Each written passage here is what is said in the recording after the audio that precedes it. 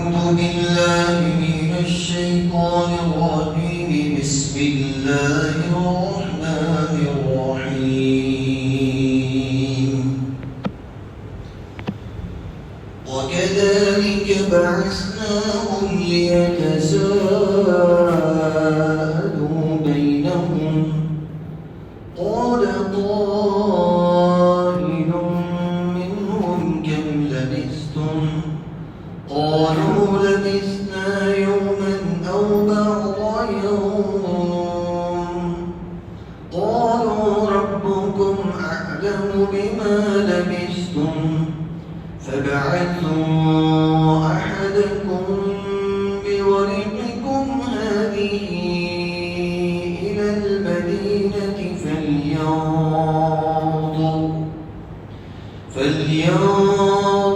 أيها أزكى طعاما فليأتكم برزق منه وليتلطف ولا يشعرن بكم أحدا إنهم إن يظهروا عليكم يرجموكم أو يعيدوكم في ملتهم ولن تفلحوا إذا أبدا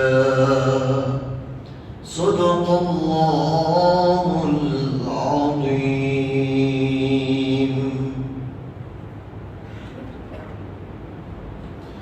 وكذلك بعثناهم ليتساءلوا بينهم اور اسی طرح ہم نے اصحاب کہف کو جگا دیا تاکہ وہ آپس میں ایک دوسرے سے پوچھنے لگے وَكَذَلِكَ بَعَثْنَاهُمْ اللہ تعالیٰ فرماتے ہیں جس طریقے سے اصحاب کہف کو لمبی نیند کے لیے سلا دینا ہماری قدرت کی نشانی ہے، اسی طریقے سے بعثناہم اصحاب کہف کا لمبی نیند سے اٹھا دینا، ان کو جگا دینا، یہ بھی ہماری قدرت کی نشانیوں میں سے ایک نشانی ہے کہ سوتے تو سو گئے لیکن اتنے لمبے زمانے تک سوتے رہے، اس کے باوجود بھی یہ بالکل محفوظ رہے۔ انسان کے جسم کا مٹی کے ساتھ لگے رہنے کا نتیجہ یہ ہوتا ہے جیسے کسی مردے کو قبر میں اتارا جاتا ہے تو 3 دن 6 دن 7 دن اس کے بعد میں یہ پھولنا شروع ہو جاتا ہے، پھٹنا شروع ہو جاتا ہے، پھر جیسے جیسے وقت گزرتا جاتا ہے یہ سڑنا گڑنا شروع ہو جاتا ہے، یہ سڑ جاتا ہے، گل جاتا ہے اور پھر یہ مٹی ہو جاتی ہے، بس کچھ ہڈیوں کی نشانیاں بچ جاتی ہیں، باقی کوئی نشانی باقی نہیں رہتی۔ اللہ تعالیٰ فرماتے ہیں کذالک بعثناہم، یہ اصحاب کہف کا اتنے لمبے زمانے تک، جیسے آگے آئے گا تقریباً 300 سال سے اوپر ہم نے ان کو سلائے رکھا، اس کے باوجود بھی وہ بالکل صحیح سالم تھے، بالکل محفوظ تھے، ان کے جسم میں کوئی بگاڑ پیدا نہیں ہوا تھا، کوئی بیماری پیدا نہیں ہوئی تھی، بالکل تندرست تھے۔ جیسے زمین پر چیزیں پڑی رہ جاتی ہیں اور اس میں کیڑے پڑ جاتے ہیں، ایسی کوئی نشانی اصحاب کہف میں نہیں تھی، بالکل محفوظ تھے۔ وَكَذَلِكَ بَعَثْنَاهُمْ، ان کا اس طریقے سے اٹھا دینا یہ بھی ہماری طرف سے قدرت کی نشانی ہے۔ حضرت وہب نے لکھا ہے کہ لمبے زمانے کے بعد ایک چرواہا وہاں اپنی بکریوں کو چرانے کے لیے لے کر پہنچا۔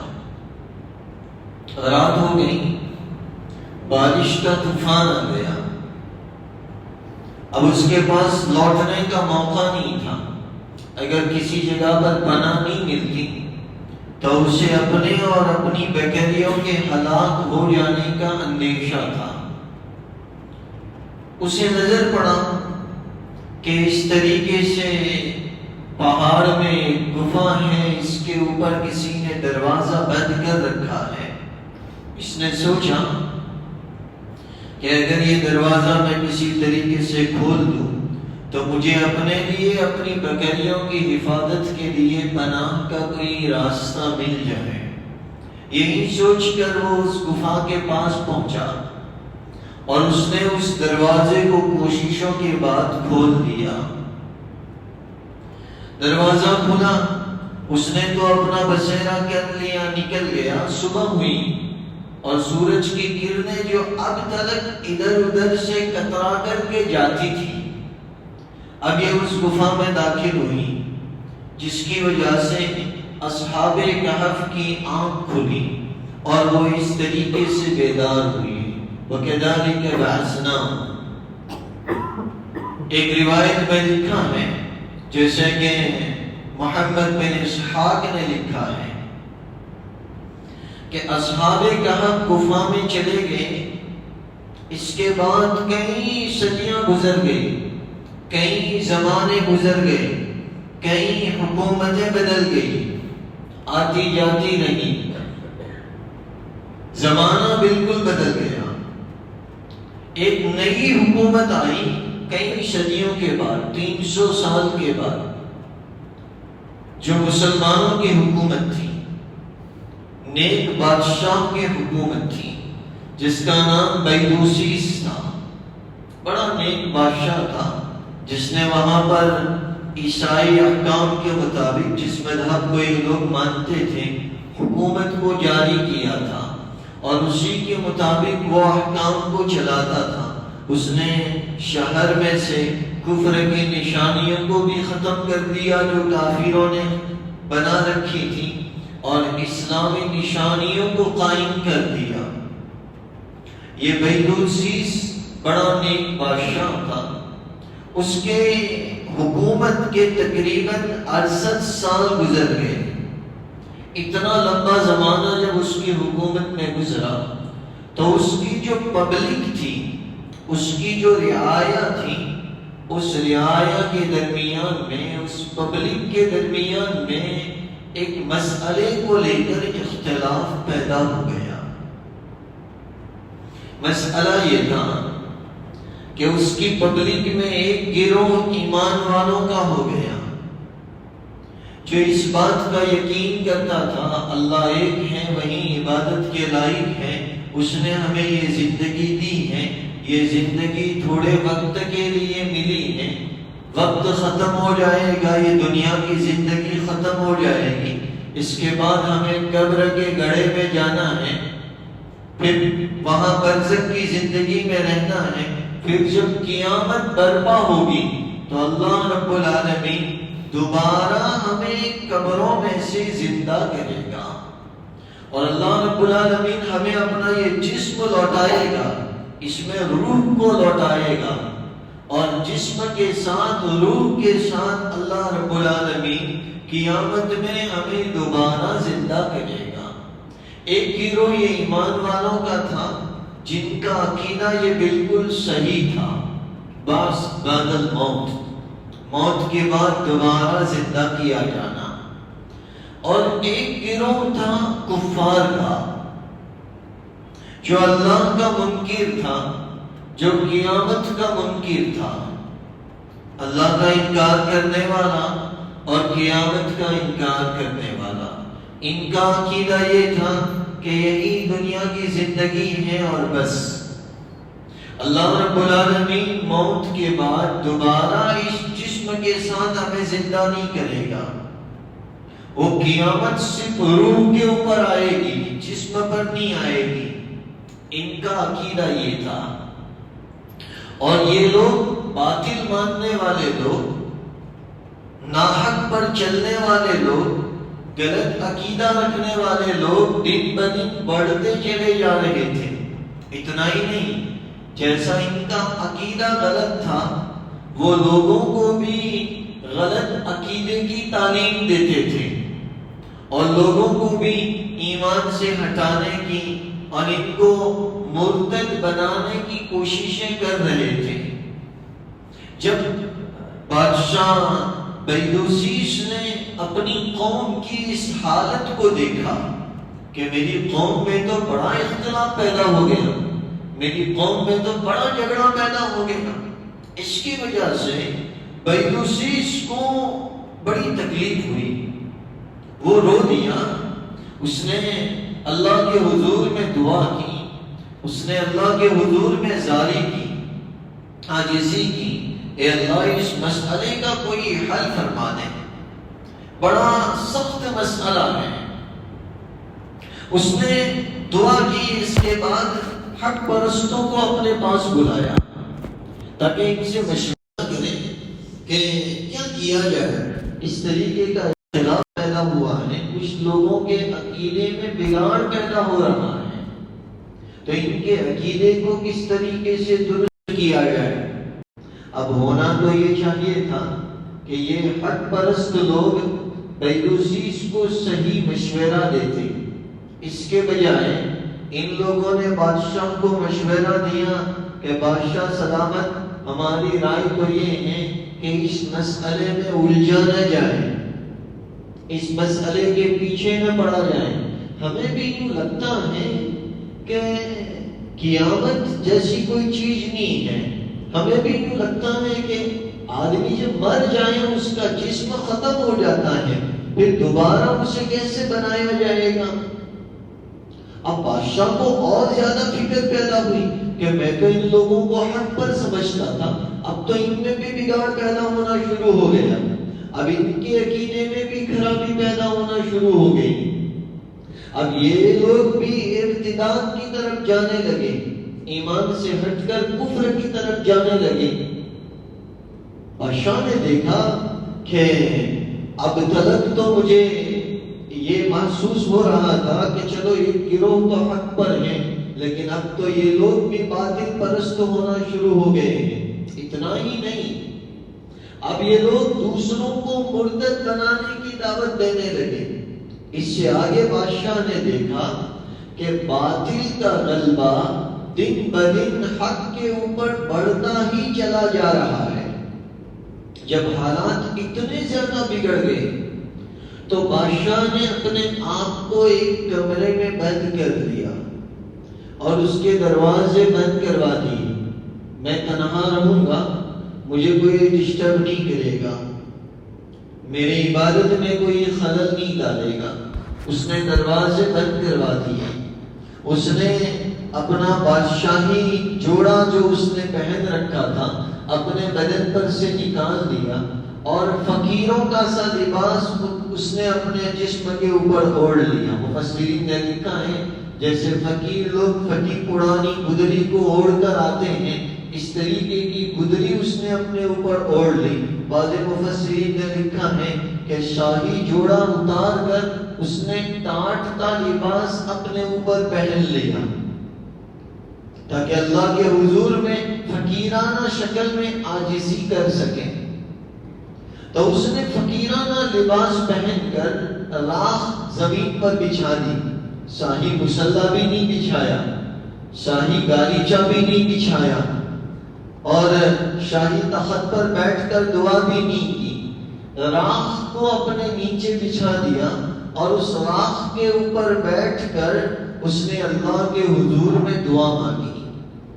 اللہ رب العالمین سے درخواست کی، اے اللہ تو جانتا ہے کہ میری قوم کس طریقے کے فتنے میں مبتلا ہو چکی ہے، اے اللہ تو جانتا ہے کہ ان کے عقیدے میں کس طریقے کا بگاڑ پیدا ہو چکا ہے، اے اللہ تو جانتا ہے کہ اب باطل حق کے اوپر غالب آ رہا ہے، باطل حق کو دبانے کی کوشش کر رہا ہے، اے اللہ تو جانتا ہے کہ جو کچھ حق پرست لوگ ہیں، اب انہیں بھی مرتد بنانے کی کوششیں کی جا رہی ہیں۔ اے اللہ تو ہی اس مسئلے کو حل فرما، اور اس مسئلے کو حل کرنے کے لیے اے اللہ تو ہی کوئی ایسی نشانی ظاہر فرما جس کے ذریعے میری قوم کا یہ مسئلہ ختم ہو جائے، میری پبلک میں، میری رعایا میں جو اختلاف پیدا ہوا ہے کہ موت کے بعد دوبارہ زندہ ہونا ہے کہ نہیں ہونا،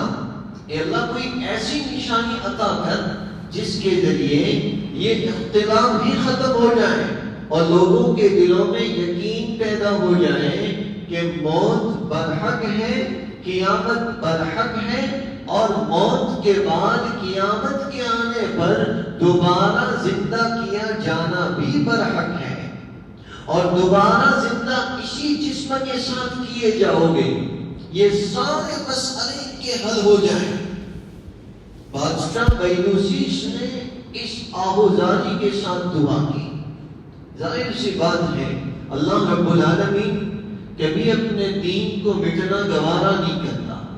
اللہ رب العالمین کبھی حق پرستوں کو ختم کرنا گوارا نہیں کرتا، اور اللہ رب العالمین ہمیشہ دین کو جمانا اور حق پرستوں کو غالب کرنا گوارا کرتا ہے۔ اللہ تعالیٰ نے بادشاہ بینوسیس کی اس دعا کو قبول فرمایا، اور اصحاب کہف ہی کو جو 300 سال سے ایک غار میں سو رہے تھے ایک نشانی بنا کر ان کے سامنے ظاہر کرنے کا ارادہ کیا۔ ان کی غار کے پاس ایک آدمی آباد تھا، ایک بندہ رہتا تھا۔ اس کے دل میں خیال آیا کہ یہ غار ایک دروازے کے ذریعے بند ہے، اگر اس دروازے کو کھول دیا جائے تو میرے لیے اور میرے جانوروں کے رکنے کے لیے ایک بڑے باڑے کا انتظام ہو جائے گا، موٹی وار بڑے بلی جائے۔ اس لیے اس نے 2 مزدور کیے، اور 2 مزدوروں کے ذریعے اس دروازے کو اس نے توڑوایا۔ اس نے دروازہ توڑوا دیا، غار کا منہ اس طریقے سے اللہ رب العالمین نے ایک نشانی کے ذریعے کھلوا دیا۔ یہ تقریباً صبح سے لے کر شام کا وقت ہوگا، یا غروب سے لے کر صبح تک کا وقت ہوگا کہ اصحاب کہف اس وقت میں بیدار کیے گئے۔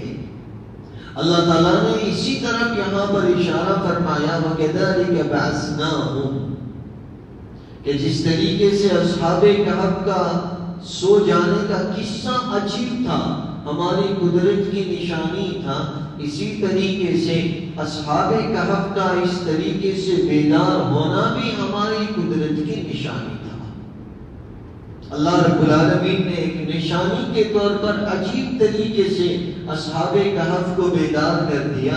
ان کے بدن میں ذرہ برابر خرابی پیدا نہیں ہوئی تھی۔ تو اس طریقے سے بعثناہم، اصحاب کہف نیند سے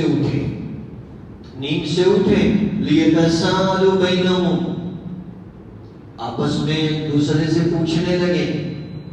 پوچھنے کیوں لگے؟ اللہ تعالیٰ نے ہی ان کے دل میں ایسے سوالات پیدا کروا دیے تاکہ اللہ تعالیٰ سے اصحاب کہف نے جو مدد مانگی تھی کہ اللہ تو ہی ہماری حفاظت فرما، ہمارے ایمان کی حفاظت فرما، ورنہ یہ ظالم دقیانوس ہمیں اپنے ایمان سے ہٹانے کی کوشش کرے گا۔ جو دعا انہوں نے مانگی تھی، اللہ تعالیٰ نے جس طریقے سے ان کی حفاظت فرمائی، اس حفاظت کے طریقے کا یقین اور اللہ پر ایمان ان کا اور زیادہ مضبوط ہو جائے، اس لیے اللہ تعالیٰ نے ان کے اندر سوالات پیدا کر دیے، لیتساءلوا بینہم، تاکہ وہ آپس میں ایک دوسرے سے پوچھنے لگے، اپنی حالت کا ان کو علم ہو جائے اور ان کو مزید اللہ پر یقین نصیب ہو جائے کہ اللہ تعالیٰ نے ہمارے ایمان کی کس طریقے سے حفاظت فرمائی، واقعتاً ہم حق پر ہیں اللہ ہی عبادت کے لائق ہے، یہ یقین ان کا اور زیادہ بڑھ جائے۔ لِيَتَسَاءَلُوا بَيْنَهُمْ، اس لیے وہ آپس میں سوال کرنے لگے۔ قَالَ قَائِلٌ مِّنْهُمْ كَمْ لَبِثْتُمْ، تو ان میں سے ایک نے سوال کیا کہ تم کتنی دیر سوئے ہو؟ قَالُوا لَبِثْنَا يَوْمًا، تو بعض نے کہا کہ شاید ہم 24 گھنٹے سوئے ہیں، ایک رات دن سوئے ہیں۔ لبثنا یوما، ہم ایک دن سوئے ہیں۔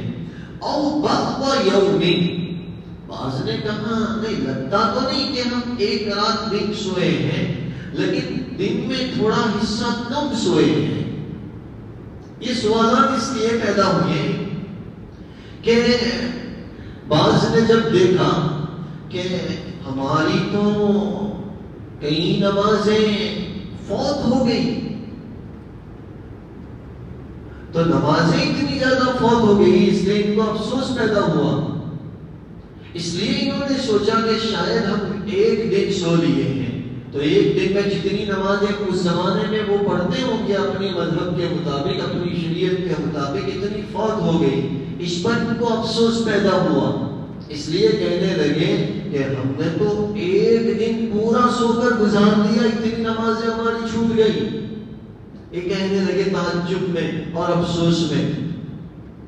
اور بعض نے محسوس کیا کہ ابھی تو سورج غروب نہیں ہوا، اس سے معلوم ہوتا ہے کہ ہم سوئے تھے لیکن ابھی دن ختم نہیں ہوا، ابھی سورج غروب ہونے کو ہے، اس لیے ابھی رات آئی نہیں ہے، تو صبح سے لے کر شام تک ہم سوئے رہے۔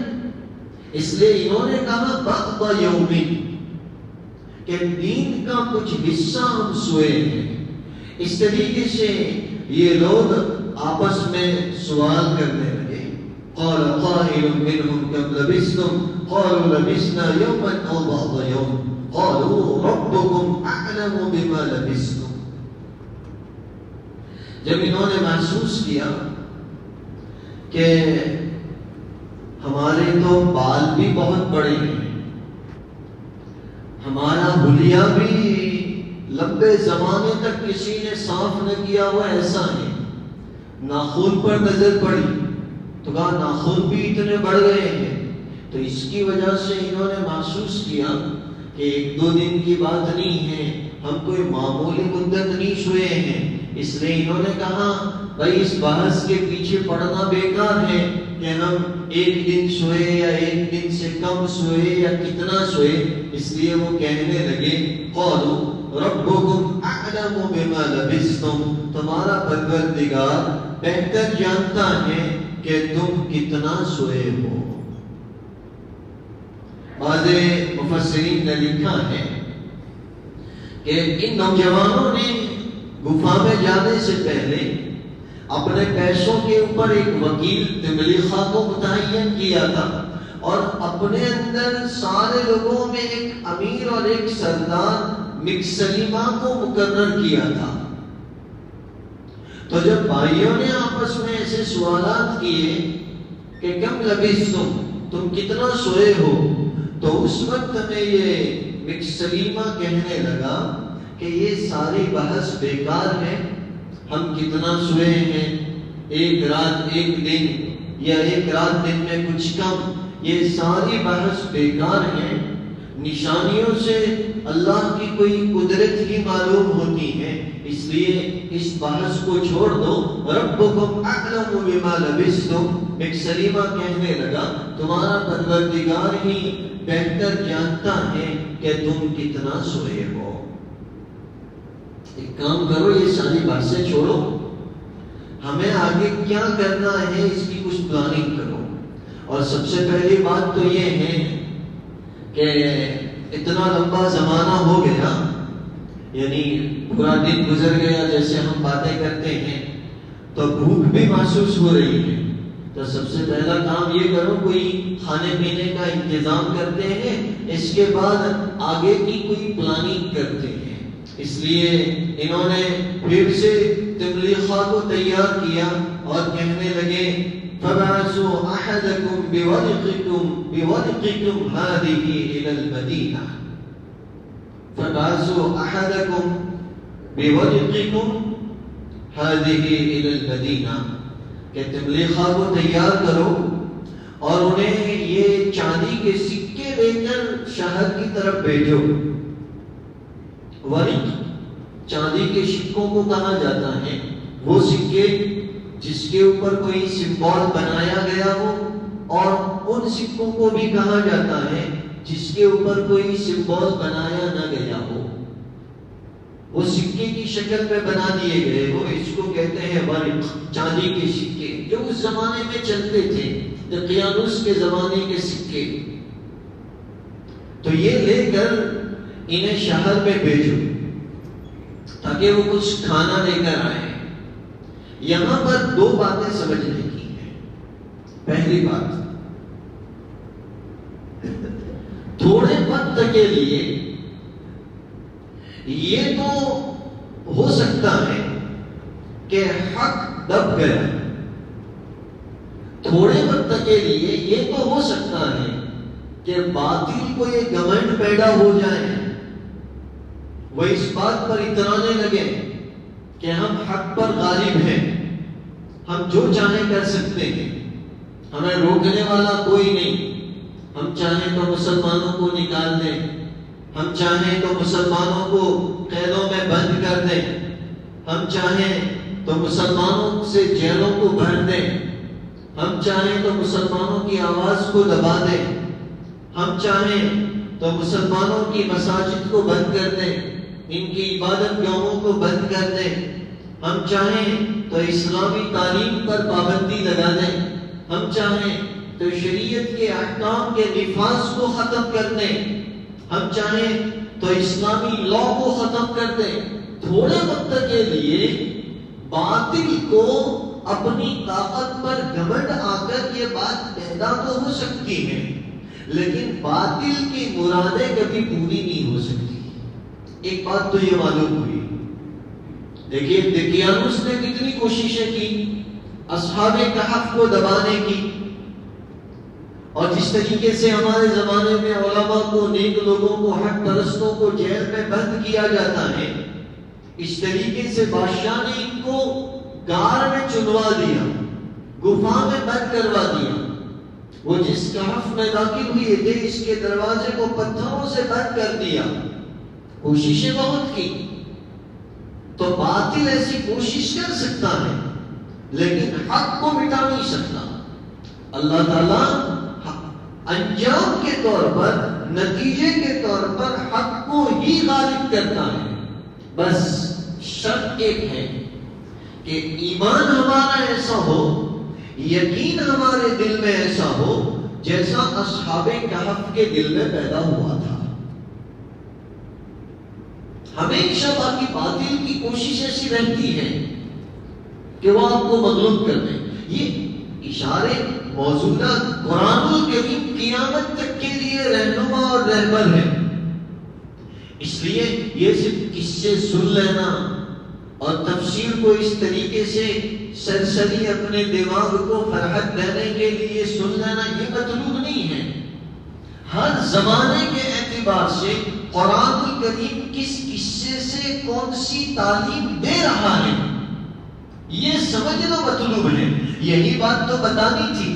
یہ دیکھیں جس زمانے میں اصحاب کہف نے یہ سوال کیا وہ زمانہ مکی زمانہ تھا, یعنی پہلے آقا علیہ السلام نے ابھی تک ہجرت نہیں فرمائی تھی مدینہ المنورہ کی. یہ وہ زمانہ تھا کہ اس وقت میں اسلامی حکومت نہیں تھی. حکومت کی بات تو دور, اسلامی حکومت کا تصور بھی نہیں تھا کہ اس طریقے سے اسلامی حکومت آ سکتی ہے. اتنا ظلم و ستم مکہ المکرمہ میں ڈایا جا رہا تھا. اس زمانے میں یہ سوال کیا گیا اصحاب کہف کے بارے میں, اور اسی زمانے میں یہ جواب دیا جا رہا ہے. تو اس کے ذریعے اللہ تعالیٰ نے سب سے پہلے پیارے آقا اپنے پیارے حبیب صلی اللہ تعالی علیہ وسلم کو یہ تسلی دی کہ دیکھو اصحاب کہف حق کے اوپر جمے رہے، ڈٹے رہے، انہوں نے اپنا یقین مضبوط بنائے رکھا، اللہ رب العالمین نے ان کو مٹنے نہیں دیا، یہ تسلی دے دی کہ نبی جی اللہ آپ کی بھی ایسی ہی حفاظت کرے گا، آپ کے اصحاب کی بھی ایسی ہی حفاظت کرے گا، ان کے ایمان پر آنچ نہیں آنے دی، یہاں پر بھی آنچ نہیں آنے دے گا، ان کی حفاظت فرمائی، اللہ تعالیٰ آپ کی بھی حفاظت کرے گا، ان کو بھی تسلی دے دی۔ اور پیارے آقا صلی اللہ تعالیٰ علیہ وسلم کے ذریعے ہمیں بھی تسلی دے دی، تمام دنیا کے لوگوں کو قیامت تک کے لیے اس بات کی تسلی دے دی، نہ اصحاب کہف کو مٹانے سے وہ مٹے، نہ ان کے ایمان پر آنچ آئی، نہ پیارے آقا علیہ السلام اور آپ کے صحابہ کو ستانے سے اسلام مٹا، نہ ان پر آنچ آئی۔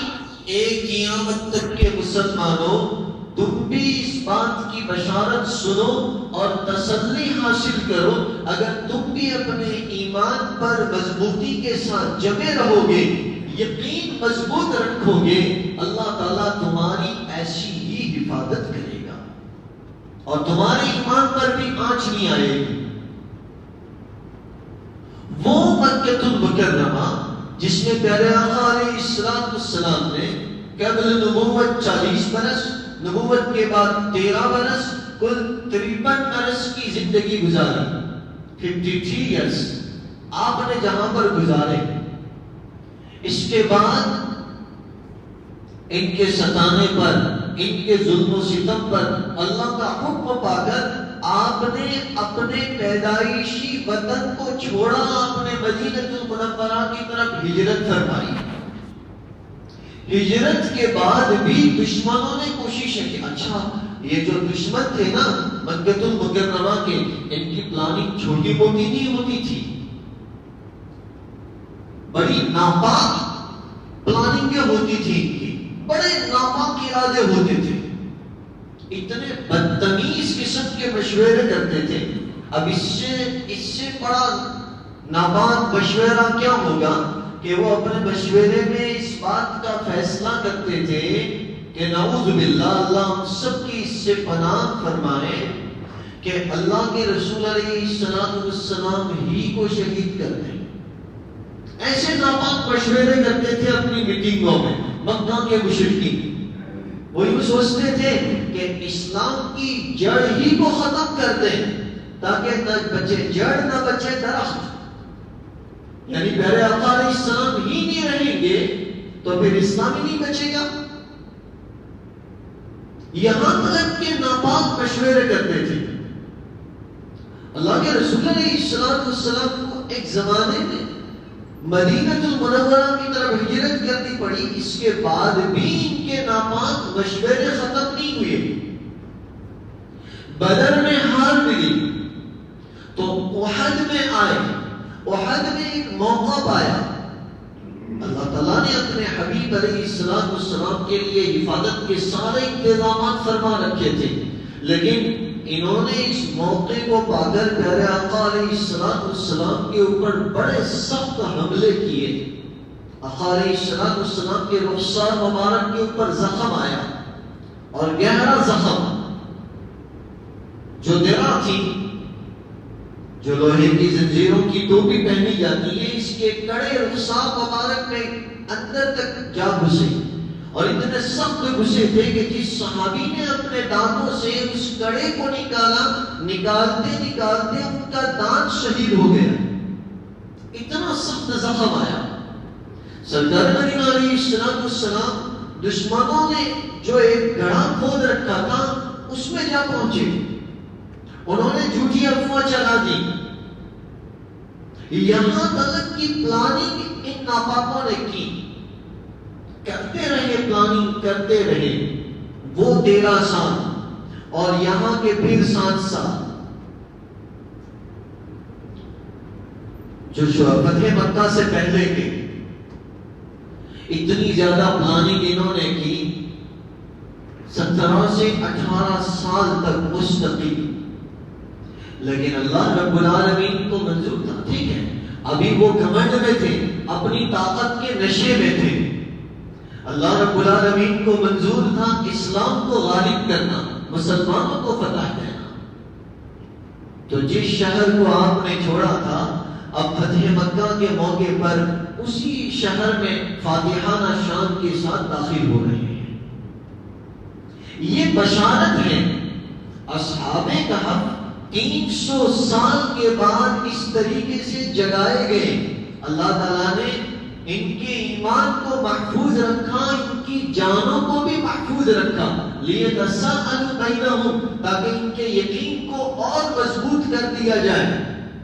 یہ تسلی تھی پیارے آقا علیہ السلام کو۔ اللہ نے وہی معاملہ فرمایا کہ دیکھو ہم نے حفاظت کیسے فرمائی کہ جس عرب سے ان کا نام مٹانا چاہا، پیارے آقا علیہ السلام کی حیات طیبہ ہی میں تقریباً پورے عرب کے اوپر اسلامی حکومت آ گئی تھی، اور سارے فیصلے پیارے آقا علیہ السلام کی جانب سے ہو رہے تھے۔ اللہ تعالیٰ یہ دن لوٹاتا ہے، یہ قیامت تک کے لیے بشارت ہے، آپ کے واسطے سے، آپ کے وسیلے سے، کہ باطل تھوڑے وقت کے لیے یوں اٹھتا ہوا تو نظر آتا ہے، اور جب باطل اٹھتا ہے نا تو انہیں گھمنڈ بھی بہت ہوتا ہے، اور بتانے کو اس گھمنڈ کے نشے میں کیا کیا کچھ بکنے رکھتے ہیں۔ جیسے آج کل کسی کی زبانوں پر لگام نہیں ہے، ایسی ایسی باتیں بولتے ہیں، تو گھمنڈ میں آ کر پتا نہیں کیا کیا کچھ بکنے لگتے ہیں۔ لیکن یہ نشہ زیادہ دیر تک چڑھا نہیں رہتا، بہت تھوڑے وقت میں اتر جاتا ہے۔ بس شرط یہ ہے کہ ایمان وہ پیدا کرو جو اصحاب کہف نے پیدا کیا تھا، ایمان وہ پیدا کرو جو پیارے آقا علیہ السلام نے تعلیم دیا ہے، ایمان وہ پیدا کرو جو پیارے آقا علیہ السلام کے اصحاب نے پیدا کیا تھا۔ اللہ تعالیٰ نے یہ بشارت سنائی۔ ایک بات تو یہ معلوم ہوئی اس سے کہ اتنے لمبے زمانے تک اللہ تعالیٰ نے ان کو سلائے رکھا، اور پھر صحیح سالم ان کو باہر اٹھایا۔ ایسے ہی اللہ تعالیٰ ایمان والوں کو صحیح سالم رکھتا ہے۔ دوسری بات یہاں پر یہ معلوم ہوئی کہ انہوں نے کہا فَبَعَثُوا أَحَدَكُمْ بِوَرِقِكُمْ هَذِهِ إِلَى الْمَدِينَةِ، کہ یہ سکے لے کر شہر میں جاؤ۔ اصحاب کہف نے اپنے پاس سکے رکھے، پہلے کچھ انہوں نے خیرات کر دیے تھے اور کچھ اپنے پاس باقی رکھے۔ اس سے معلوم ہوا کہ اپنی حاجت کے لیے، اپنی ضرورت کے لیے پیسوں کو اپنے پاس رکھنا یہ توکل کے خلاف نہیں ہے۔ باقی جو اصحاب کہف اتنا زیادہ توکل اور ایمان والے کہ سب کچھ چھوڑ کر، شاہی گھرانہ چھوڑ کر کہف میں جا سکتے تھے، وہ یہ بھی تو سوچ سکتے تھے نا کہ جس کے لیے ہم نے اپنا شہر چھوڑا ہے، اپنا محل چھوڑا ہے، وہی اللہ ہم کو کھلا دے گا، یہ سوچ سکتے تھے نا۔ لیکن انہوں نے اپنے پاس کچھ پیسے اپنے انتظام کے لیے لے لیے۔ اس سے معلوم ہوا کہ اپنے انتظام کے لیے اس طریقے سے کچھ پیسے اپنے پاس رکھنا، اپنی حاجت کے لیے سامان تیار کرنا، یہ توکل کے خلاف نہیں ہے، یہ اللہ پر یقین کے خلاف نہیں ہے، جیسے اصحاب کہف نے رکھے۔ تو اس طریقے سے رکھ سکتے ہیں۔ انہوں نے یہاں یہ پیسے لے کر شہر میں جائیں اور کھانا لے کر آئیں، یہ بھی انسان کی ایک ضرورت ہے۔ اللہ تعالیٰ نے کھلانا پلانا، یہ بھی توکل اور ایمان کے خلاف نہیں ہے۔ فَلْيَنْظُرْ أَيُّهَا أَزْكَىٰ طَعَامًا، اب یہ نصیحت کر رہے ہیں، یہ جو تملیخہ شہر میں جا رہا ہے اس سے یہ اپنے ساتھی کہہ رہے ہیں، یا وہ مکسلیمہ جو بڑا ان کا سردار تھا، ان کا امیر انہوں نے متعین کیا تھا ان نوجوانوں نے اپنے اندر سے، تو مکسلیمہ نے تملیخہ سے کہا کہ فَلْيَنْظُرْ أَيُّهَا أَزْكَىٰ طَعَامًا، کہ تحقیق کر کے لانا کہ کون سا کھانا حلال ہے، ادھر ادھر سے کچھ بھی اٹھا کر مت لے آنا. فَلْيَنْظُرْ أَيُّهَا أَزْكَىٰ طَعَامًا، کیونکہ جس زمانے میں ان لوگوں نے شہر چھوڑا تھا وہ تو بتوں پر چڑھاوا چڑھانے کا زمانہ تھا، اور یہ کھانا تو اسلام میں حلال ہے نہیں. اور دوسری بات یہ تھی کہ وہ ذبح بھی اللہ کے نام پر نہیں کرتے تھے، بسم اللہ نہیں پڑھتے تھے، وہ تو اپنے بتوں کے نام پر ذبح کرتے تھے. تو اللہ کے نام پر ذبح نہ کیا ہو وہ بھی حلال نہیں. اس لیے انہوں نے تمریخا سے کہا بھائی کھانا لینے جا رہا ہے، جو کچھ بھی لائیں ذرا تحقیق کر کے لانا کہ وہ حلال ہے یا حرام ہے. ایک مطلب یہ ہے کہ بیچنے والے کے بارے میں تحقیق کر لینا کہ وہ حلال بیچتا ہے یا حرام بیچتا ہے. یہ تحقیق کر لینا کہ لوٹا ہوا مال تو نہیں بیچتا. یہ تحقیق کر لینا چوری کیا ہوا مال تو نہیں بیچتا. یہ تحقیق کر لینا دھوکے سے لیا ہوا مال تو نہیں بیچتا. جس کے بارے میں یہ پتا ہو کہ اس نے کسی کا لوٹا ہوا مال بیچا ہے، چوری کیا ہوا مال بیچا ہے، یا کسی کے پاس سے دھوکے سے لیا ہوا مال بیچا ہے، ایسا مال لے کر بتانا. فَلْيَنْظُرْ أَيُّهَا أَزْكَىٰ طَعَامًا، ایسا مال لے کر مت آنا، بالکل پاکیزہ صاف مال لے کر آنا جس کو اللہ کے نام پر ذبح کیا گیا ہو اور جو حلال طریقے سے بیچتا ہو، ایسا مال لے کر آنا. بعض مفسرین نے لکھا ہے کہ پورے بازار میں سے جس کا مال سب سے بہترین ہو وہ لے کر آنا. بعض مفسرین نے لکھا ہے جس کا مال سب سے عمدہ ہو وہ لے کر آنا. بعض مفسرین نے لکھا ہے کہ جس کا جو ہماری مال کی قیمت کے اعتبار سے زیادہ دے اس کے پاس سے لے کر آنا. اور بعض مفسرین نے لکھا ہے کہ بھائی فضول خرچی کر کے زیادہ مہنگا مت لانا. ایھا اسکا طعامن، اپنی حیثیت کے مطابق سستا لے آنا، فضول خرچی والا مت لانا. اللہ تعالیٰ نے اس ایک آیت کریمہ میں کون سا کھانا کھانا چاہیے، کون سا کھانا خریدنا چاہیے، کھانا کیسا لینا چاہیے، کہاں سے لینا چاہیے، اس ساری بات کی حقیقت بیان کر دی.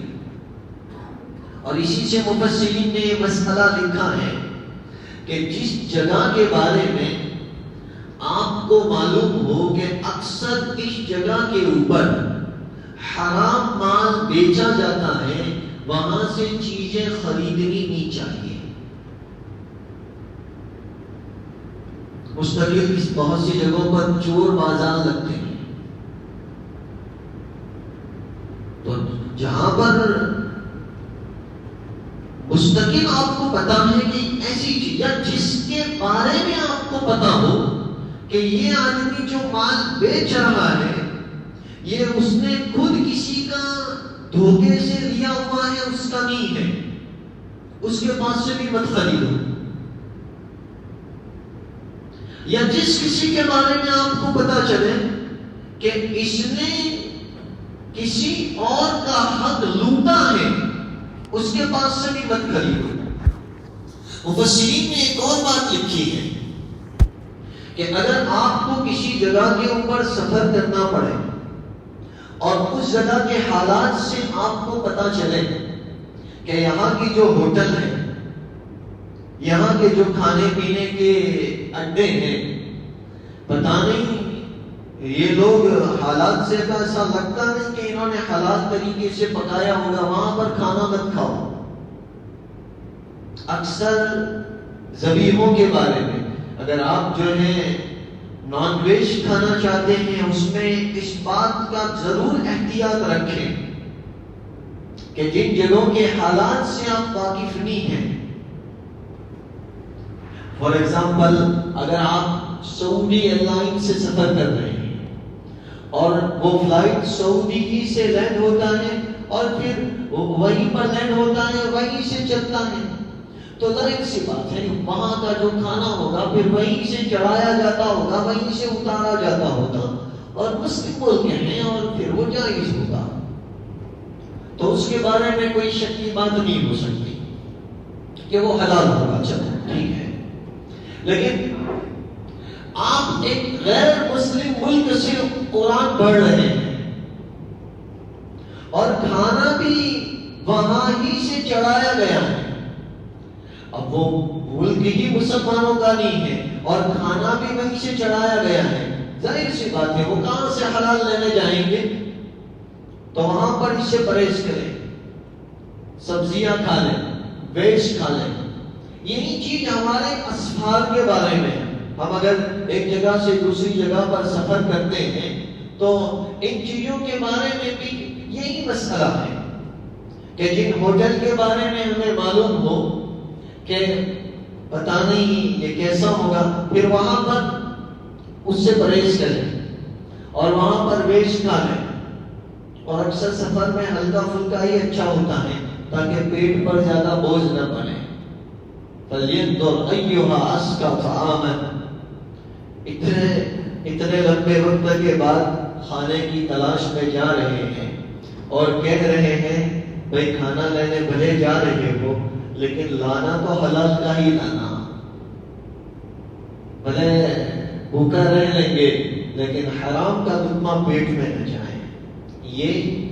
اور اس کے بعد اللہ تعالیٰ نے اصحاب کہف نے اپنے آپ کو چھپانا چاہا، اللہ تعالیٰ نے ان کو ایک مسئلے کے لیے ظاہر کرنا چاہا، تو کیسے ان کو ظاہر فرمایا لوگوں کے پاس؟ یہ بادشاہ بیدوسیس کے پاس پھر کیسے پہنچے؟ اس کی تفصیل انشاءاللہ تعالی آئندہ کر سکتے۔